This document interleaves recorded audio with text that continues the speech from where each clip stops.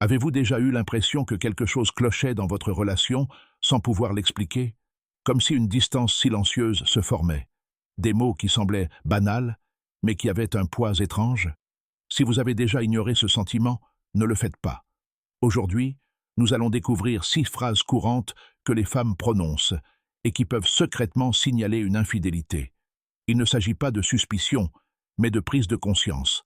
Alors, si vous tenez à protéger votre relation, votre estime de soi et votre tranquillité d'esprit, ne manquez pas une seconde. Et avant de commencer, si le développement personnel et une compréhension plus profonde vous tiennent à cœur, aimez cette vidéo et abonnez-vous à la chaîne. Approfondissons nos connaissances ensemble. Maintenant, commençons. Messieurs, soyez très attentifs. Ce que je vais partager peut vous aider à comprendre certains des aspects les plus profonds et les plus cachés de la psychologie féminine, notamment en matière d'infidélité. Vous avez peut-être entendu dire que les femmes dissimulent mieux leurs véritables émotions ou intentions. Et même si cela peut paraître stéréotypé, il y a du vrai. Quand les hommes trompent, c'est souvent direct, inconsidéré, voire évident. Ils laissent des indices, ils deviennent négligents. Mais les femmes, elles, sont souvent bien plus calculées, subtiles, discrètes, intentionnelles. De simples phrases du quotidien qui semblent innocentes, même réconfortantes, peuvent en réalité être des signaux, si l'on sait écouter.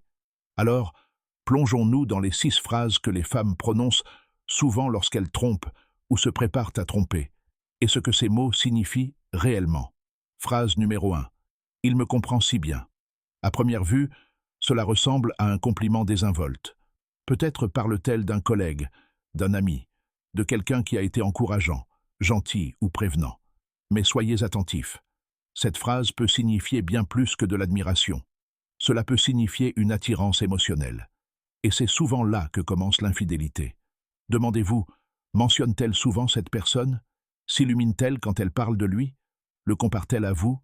Cette phrase ne se contente pas de faire l'éloge de quelqu'un.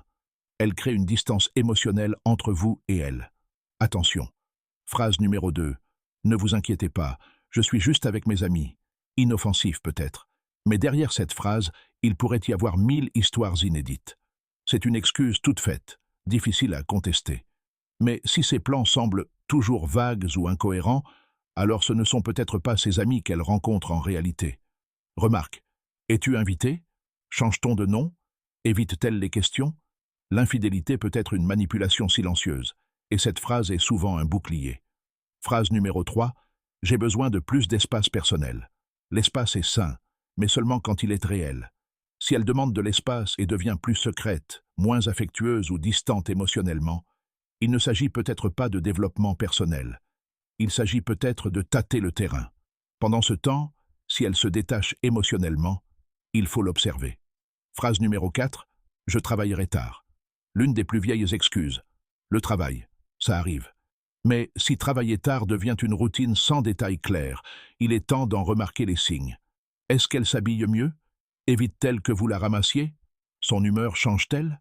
Le travail est une excellente couverture, et parfois c'est exactement pour cela qu'il est utilisé. Phrase numéro 5. Nous avons besoin de temps pour réfléchir. Cela peut paraître mature, mais c'est souvent une échappatoire. Quand quelqu'un dit avoir besoin de temps sans pouvoir expliquer pourquoi, il ne s'agit souvent pas de clarté.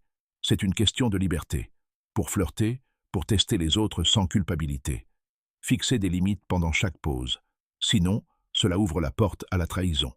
Phrase numéro 6. Tu mérites